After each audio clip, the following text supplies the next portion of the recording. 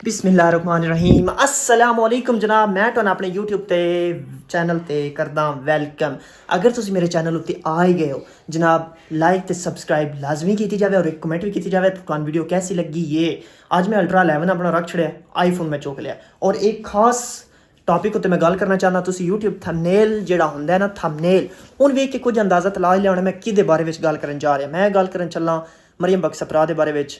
कोई ध्याड़ा पहले ओदी एक वीडियो लीक हुई है, ठीक है, ओदी है या AI है, मैं तुहानू सारा दसदा।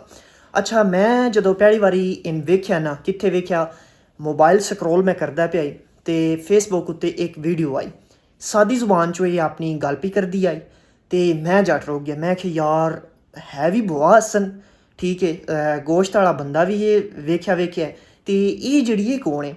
अच्छा, ये अपने माइक विच जेह्ड़ा ना वो इंटरव्यू पे लेंदी आई गोश्त वाले दा, ठीक है, वो गोश्त महंगा बेच रही किमें करके मैं ज़्यादा याद को नहीं। उदों मैं वेखन लगा फेसबुक उत्ते, फिर मुख्तलिफ जगह ते गई, सईदा शरीफ गई, उत्थे जाके हैलमेट वालियां नाल इस गलबात की, तारकाबाद गई, उत्थे जाके इस फ्रूट वालियां नाल गलबात की, उन्होंने बेइज्जत किया काफ़ी सारा। तो हालांकि होने दे हकदार भी आन, क्योंकि जो दुकानदार जुल्म करता है ना, ਉਹਦਾ ਇਹ ਕੰਮ होना ਉਹਦੇ ਨਾਲ ज़रूरी ਹੁੰਦਾ है, ठीक है, ਤਾਂ ਉਹ ਆਪਣੇ ਰਾਏ ਰਾਸਤ ਉੱਤੇ ਆਉਂਦਾ है।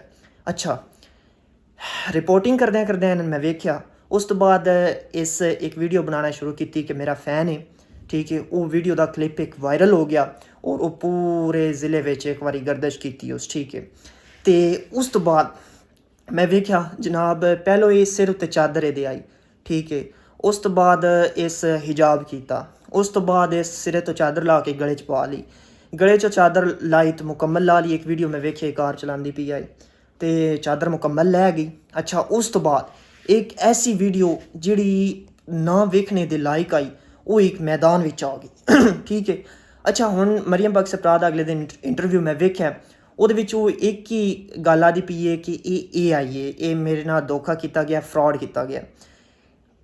फस्ट ऑफ ऑल यार, जिहड़ी चीज़ AI होंदी है ना, ਉਹਦਾ इंतहाई खूबसूरत रिजल्ट होंदा है, इंतहाई खूबसूरत। एक आम इंसानी अख भी पहचान सकती है कि ये AI दी बनी हुई है, जिहड़ा सोशल मीडिया ते थोड़ा जिहा वर्क करता है, ठीक है, संजान सकता है। लेकिन यार जितना इस ज़माने विच तरक्की हो रही है, जितनी AI एडवांस हो रही है, ये भी हो सकता है कि AI होवे, ठीक है।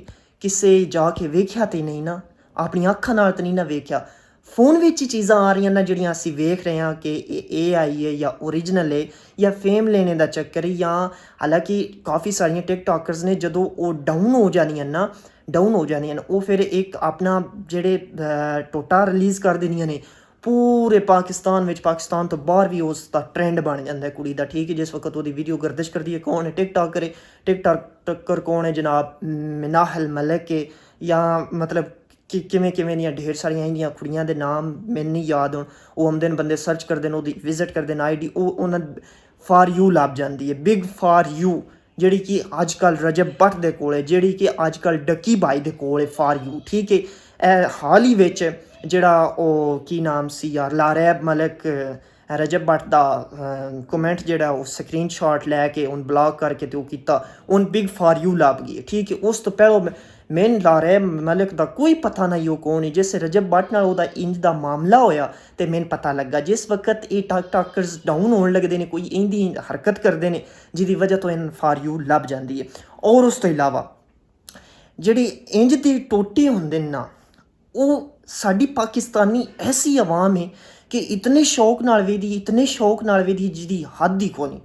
नेक चीज़ नूं ये अगां नहीं वधांदे, लेकिन जिहड़ी बुरी चीज़ आ जाती है जनाब, अगां टुर के शेयर कर करके पूरे ज़िले च की पूरे पाकिस्तान चो फैला छड़दे ने, ठीक है। हुण टिकटॉक तुसी चलाओ, फेसबुक ते तुसी चलाओ, ओ जी मरियम सप्रा दा सन टोटा सेंड करो, मरियम को यार थोड़ी जी शर्म होनी चाहिए है, ठीक है। और उस तो बाद शर्म उन्हां लोकां नूं भी होनी चाहिए है। ये चलो AI है या ओरिजिनल है, मैं इस चीज़ ते बहस नहीं करता, मैंने भी नहीं पता भाई, ऐसा एडवांस वो टेक्नोलॉजी आ गई है कि जी ओरिजिनल चीज़ है उन्हें AI बना छड़ते हैं, जी AI है उन ओरिजिनल चीज़ बना छड़ते हैं, ठीक है।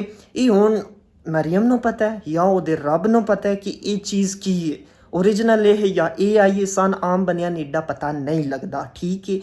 हुण मकसद ये वीडियो बनाने का कि यार अगर किसी दी वीडियो फर्ज किया आ ही गई है ਤੇ ਤੁਸੀਂ ਉਹਨਾਂ ਦਾ ਕਿਉਂ ਵਧਾਉਂਦੇ ਪਿਓ? ਆਪਣੇ ਇਲਾਕੇ ਦੀ ਬਦਨਾਮੀ ਕਿਉਂ ਪੇ ਕਰਦੇ ਹੋ ਯਾਰ?